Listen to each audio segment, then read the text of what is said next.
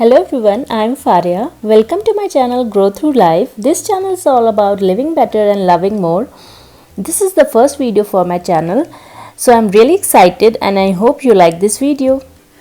Today I'm going to talk about the 6 things I learned about parenting and how these things will help in raising a happy child. From happy child I mean ऐसे बच्चे जो हमेशा खुश रहें, अपने आप के बारे में अच्छा फील करें और जो सेल्फ कॉन्फिडेंट हो। तो what are the 6 things we do to actually create a good environment, good atmosphere जिसमें कि बच्चों को रेज किया जाए। तो here I will give you 6 tips, 6 ऐसे तरीके जिसमें कि छोटे बच्चों को, खासकर टॉडलर्स को कैसे रेज किया जाए। सो पॉइंट नंबर 1 इज से yes if you can. For example, अगर आपका बच्चा आपसे कोई डिमांड कर रहा है, कोई रिक्वेस्ट कर रहा है और आप वो काम कर सकते हैं, आपके लिए वो ज़्यादा इनकन्वीनियंट नहीं है, तो प्लीज़ आप उसकी बात मान लीजिए और उसको पूरा कर दीजिए।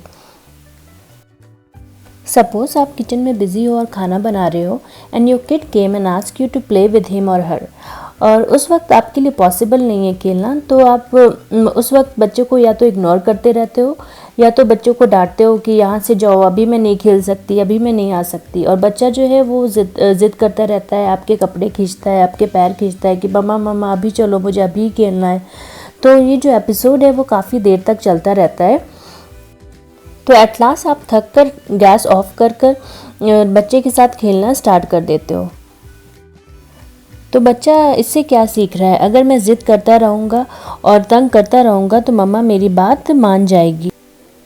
तो यहाँ पर अगर आप थोड़ी देर के लिए अपना काम छोड़कर बच्चे की जो डिमांड है उसको पूरा कर सकते हैं, तो उस बात को आप जल्दी से सोचिए, जल्दी से प्रोसेस कीजिए और बच्चे को पहली बार में यस बोल दीजिए। यहाँ पर ये नहीं होना चाहिए आपने यस तो बोला, बट उसके 10 दफ़ा बोलने के बाद, चीखे मारने के बाद, ज़मीन पर लेटने के बाद, तो it does not set a good president and in fact the child learn, मैं जब ज़िद करूँगा, तंग करूँगा या चीज़ें तोड़ूँगा तभी मुझे अटेंशन मिलेगी, तभी मम्मा मेरी बात मानेगी। हेयर कम्स पॉइंट नंबर 2, से no when you must. For example, मैंने काफ़ी बच्चों को देखा है, हमारे नेबरहुड में एक बच्चा है जो अक्सर करके 2nd फ्लोर की बालकनी से कभी पैर लटका कर बैठा होता है या तो कभी लटकता होता है, और उसके पेरेंट्स वहीं पर होते हैं, वो बस देखते रहते हैं, उनको ज़्यादा कोई ख़ास फिक्र नहीं होती। तो ये एक ऐसी चीज़ है जिस पर it sets alarm bell ringing as far as I am concern. तो मुझे ये लगता है कि क्यों ना बच्चे के इस बिहेवियर को पहले ही क्यों ना मैनेज कर दिया जाए, ख़तरनाक सिचुएशन को पहले ही क्यों ना रोक लिया जाए। सो यहाँ पर मैं कहूँगी just be firm on safety, be firm on health. यहाँ पर हार्शनेस की ज़रूरत नहीं है, शाउटिंग एंड स्क्रीमिंग की ज़रूरत नहीं है, मारने की ज़रूरत नहीं है, just be firm.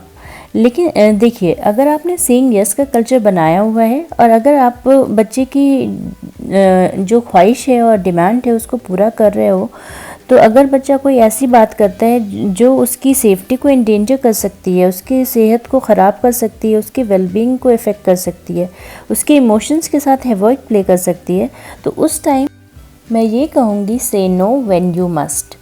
Remember the point number 2।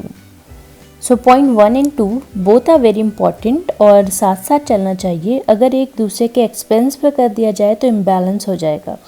तो अगर आप ये पेयर ऑफ बिहेवियर अपना लेंगे then your kid will find themselves in a very happy environment. Now come point number 3, emotions are important. हमेशा यह कोशिश करें बच्चों को बहुत प्यार करें और उनकी फीलिंग्स को समझें। फॉर एग्ज़ाम्पल, जब बच्चा किसी चीज़ की ज़िद कर रहा हो और रो रहा हो, तो यहाँ पर ये बात ज़रूरी नहीं है कि आप उसकी बात मान लें, लेकिन यहाँ पर बहुत ज़रूरी है पहले आप उसके इमोशन को एड्रेस करें। इसे हम साइकोलॉजी में एम्पैथी कहते हैं। दूसरे को ये बताना, आप उनकी फीलिंग्स को समझ सकते हैं, फील कर सकते हैं। It's a very important tool in therapy and it's also a very powerful tool in parenting. जब बच्चा रो रहा है और आप उसकी फीलिंग्स को एको कर देते हो, रिफ्लेक्ट कर देते हो, उसको समझा देते हो, हाँ मुझे समझ आ रहा है, आपको ये चॉकलेट बॉक्स चाहिए, आपका ये बहुत दिल कर रहा है खाने का, बट आप इस वीक बहुत चॉकलेट्स खा चुके हो, आप बहुत स्वीट्स खा चुके हो और ये आपके हेल्थ के लिए अच्छा नहीं है। और जब आपने नहीं कह दिया तो आपको नो पर स्टिक रहना है। रिमेंबर द पॉइंट नंबर 2, से नो व्हेन यू मस्ट। लेकिन यहाँ पर जब आपने बच्चे के इमोशंस को एड्रेस करेंगे, उसकी फीलिंग्स को एड्रेस करेंगे, तो हाफ द बैटल, इनफैक्ट मैं कहूँगी most the battle won already. Now comes point number 4, take short breaks from your work to give attention to your child. For example, जो बच्चा जो है उसका दिल कर रहा है आपके साथ खेले, और आप काम में बिज़ी हो, ऑफिस के काम में या तो फिर घर के काम में बिज़ी हो और आप उसके साथ नहीं खेल पा रहे हो, तो at this time the child will feel neglected. तो आई वुड से आप बीच बीच में शॉर्ट ब्रेक लें। वो ब्रेक भले ही 5 मिनट का क्यों ना हो, आप आएँ और बच्चे के साथ खेलें। बच्चा इसे अपनी अफर्मेशन समझेगा, उसे एहसास होगा my parents care for me. Again you can go for work, resume. फिर आपको जब थोड़ी देर बाद लगे कि अभी उठना है, then you can come and play.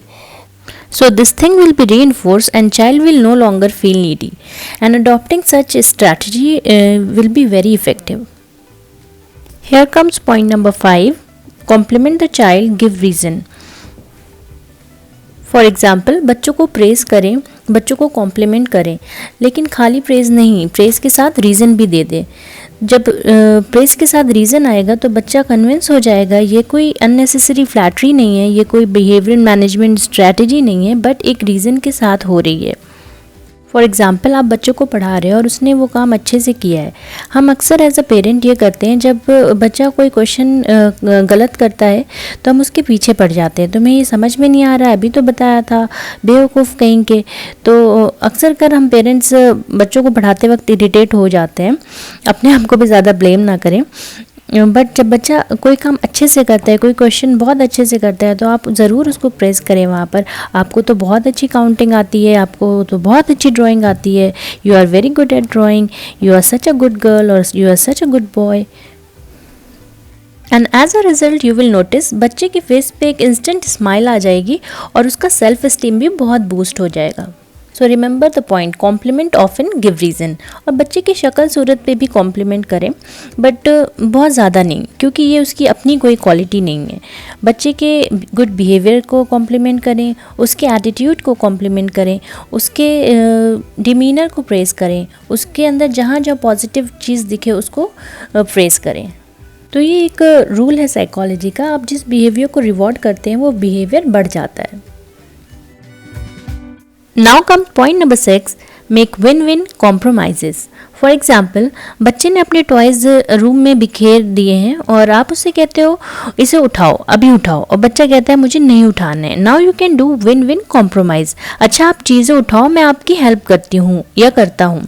तो उसमें ये है कि आपका यहाँ मेन एम ये नहीं होना चाहिए कि बच्चा सारी चीज़ें अपने से उठाए, बट यहाँ पर आपका मकसद ये होना चाहिए कि बच्चा एटलीस्ट प्रोसेस को इनिशिएट तो करे। हो सकता है बच्चे को ये सारी सिचुएशन अनमैनेजेबल लग रही हो, वो बहुत सारे टॉयज से खेल रहा था और अब सब आउट ऑफ कंट्रोल हो गया है, और आप उससे अब कह रहे हो कि इसे उठाओ और अभी उठाओ। तो आप ये देख, और यहाँ पर आप देखें, just sheer enormity of the task is too much. आपके लिए वो कुछ खिलौने हैं, बट बच्चे के लिए तो बहुत ज़्यादा है। वो छोटा सा बच्चा और आप कंपैरेटिवली बहुत बड़े हो, तो जब आप उसकी हेल्प करोगे, बच्चा ये प्रोसेस इनिशिएट कर देगा, ये रिस्पॉन्सिबिलिटी उसमें इनकलकेट होगी। मतलब मैंने कोई चीज़ें की है तो अब उसे रैप अप भी करनी है, और मैंने कोई चीज़ें फैलाई हैं तो उसे समेटना भी है।